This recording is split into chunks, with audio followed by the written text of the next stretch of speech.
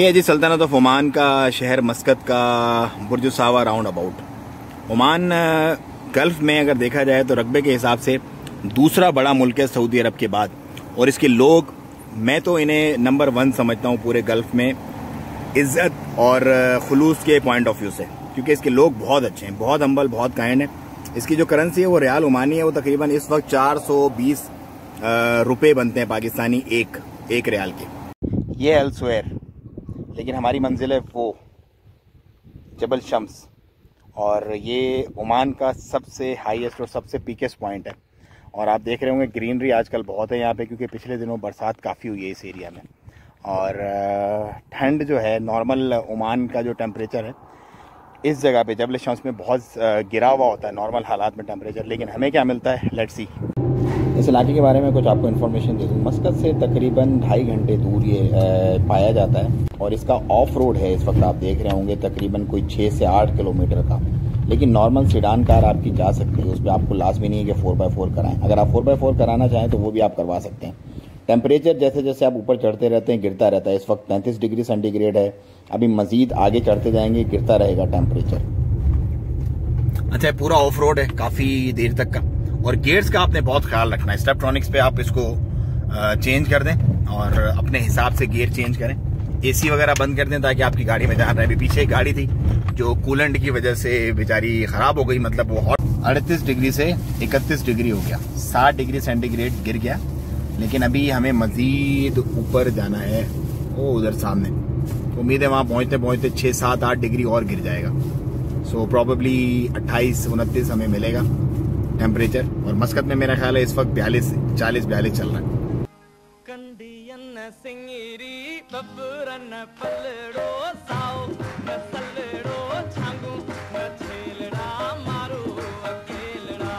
ये है बिल्कुल इस तरह की ऑफ रोड। वो देखें, आप देख रहे होंगे सामने गाड़ी आ रही है, हमने बहुत संभल के ड्राइविंग करनी है यहाँ पे।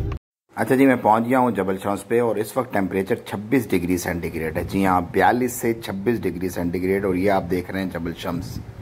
सो एक बेहतरीन लोकेशन है। अगर आपने ठंड थोड़ी सी इंजॉय करनी है ओमान में तो आप यहाँ ज़रूर विज़िट करें, आपको मज़ा आएगा।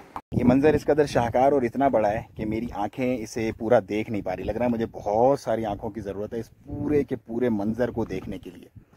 इसकी एक एक लाइन जिस तरीके से खालिक कायनात ने काटी है, इसके अंदर जो आप कह लें ग्रीनरी और जो तरह तरह की मादनियात और तरह तरह के मंजर भर दिए मेरे पाक परवरदिगार ने, उसको देखने के लिए बेशक आपको बहुत बड़ा विजन चाहिए।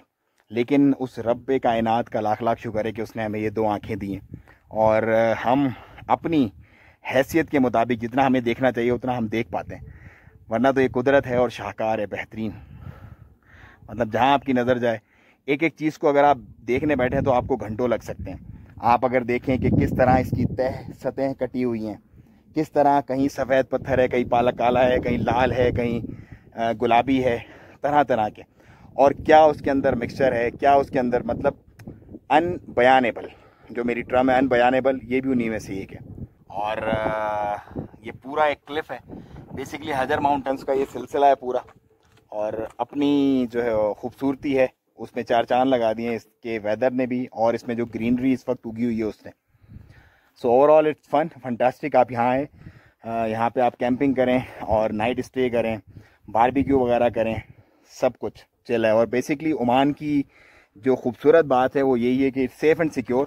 आप आधी रात को भी कहीं मुँह उठा के निकल जाए, कोई प्रॉब्लम नहीं है आपको, कोई लुटने का और छीने जाने का ख़तरा नहीं है। और लोग बहुत हम्बल हैं, काइंड हैं, बहुत ज़्यादा कोऑपरेटिव हैं। सो मस्ट ट्राई प्लेस। आप यहाँ पे करें, बारबेक्यू करें, कैंपिंग करें, और इस हाइट और अच्छे वेदर का, ठंडे वेदर का मज़ा उठाएं लाजमी अगर आप ओमान में हैं तो।